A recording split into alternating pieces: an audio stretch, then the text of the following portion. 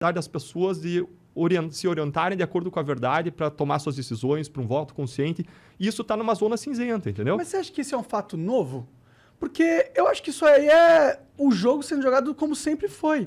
Porque se a gente for parar para analisar antes da internet, quem que era dono das maiores rádios e das TVs? Eram os políticos. Então esse não é um problema novo. Mas antes nunca houve esse movimento para a gente realmente passar leis para que esse problema não existisse, entendeu? Uhum. Por isso que a minha dúvida, por isso que eu tenho uma certeza que as pessoas não querem passar essa lei para acabar com o problema da fake news. Uhum. Elas querem tomar de volta o controle da mídia. Porque o que aconteceu com a internet? Quebrou o monopólio das grandes mídias sobre o que era verdade. Antes passava na Globo, era fato, acabou. As pessoas nem discutiam. A internet quebrou com isso. Perdeu-se o poder desses grandes poderosos da mídia, entendeu? E eu acho que eles têm influência política e é eles que estão influenciando para passar essas leis de fake news, porque aí eles conseguem, talvez, numa vã esperança, aumentar o controle, recuperar o controle que eles tinham. Legal. Monark, eu acho totalmente legítima e bem assim fundada a tua preocupação com isso, e eu tenho essa preocupação também. Eu quero que a internet seja um ambiente livre de liberdade de expressão, de colocação de perspectivas diferentes sobre a realidade,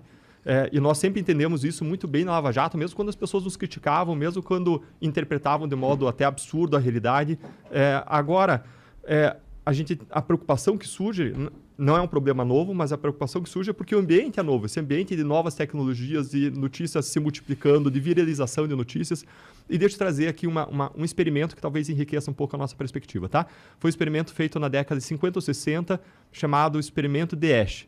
Esse pesquisador ele colocou várias pessoas numa sala e colocou na frente delas um exercício.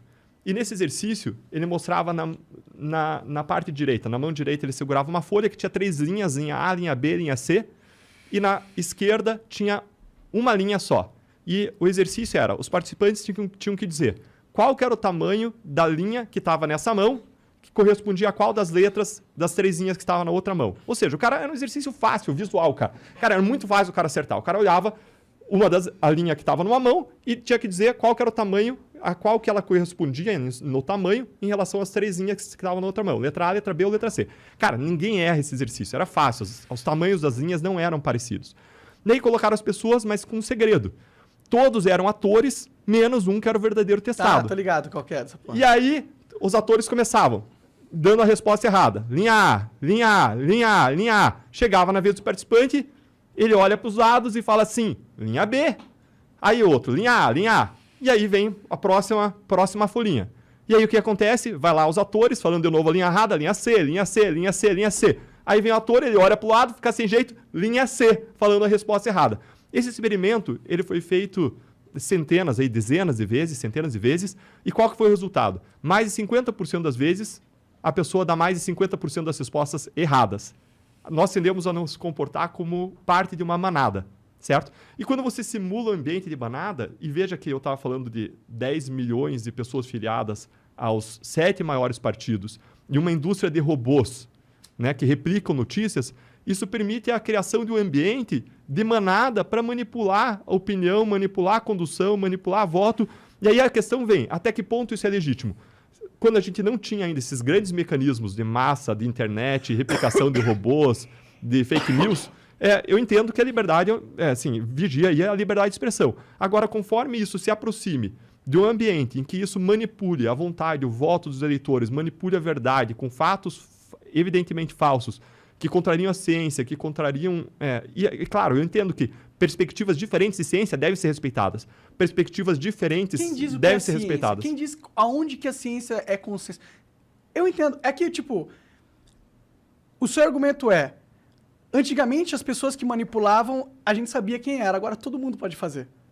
Mas, mano, isso é bom, tá ligado? Pra mim, é melhor a gente ter um ambiente... Porque, sabe qual que é a verdade? Não tem como você acabar com a manipulação do debate público. Não tem como. Eu acho que é aquela coisa de meio que ser fé, sabe? Você tem que ter fé em Deus e acreditar que essa parada que ele criou tem mecanismos, entendeu? E você tem que confiar que não vai ser a lei que vai controlar o debate para que ele seja positivo. E sim vai ser a cultura, e sim vai ser a gente conversando, as ideias sem troca de ideias. A partir do momento que você coloca o Estado para fazer esse controle, eu acho muito perigoso. Eu entendo o argumento que a gente tem agora muitos grupos políticos que estão utilizando desse novo ambiente para manipular as massas. O meu argumento é que grupos políticos usando do ambiente midiático para manipular as massas sempre existiu. E o perigo de controlar a comunicação para resolver esse problema é infinitamente maior do que o problema em si. Porque é um problema que a gente lida desde quando a humanidade é a humanidade. E ela não destruiu a humanidade, entendeu? Mas eu acho que a humanidade pode ser destruída se a liberdade de expressão for cada vez mais cerceada. E, infelizmente, eu entendo que é nobre, talvez, as intenções de quem quer passar leis ou fortalecer a rigorosidade do Estado nesse sentido. Mas eu acho que, apesar de nobre, é uma visão que vai levar a gente para um caminho, infelizmente, de menos liberdade e um caminho ruim para a sociedade, sabe? Monarca, eu tendo a concordar com você, eu só estou situando a discussão, tá? Então, meu argumento não é nem contrário ao teu. Meu ponto é, existe uma zona de certeza e liberdade de expressão, cara, é o pilar fundante da democracia, é direito fundamental, e a gente tem que prestigiar acima dos outros direitos.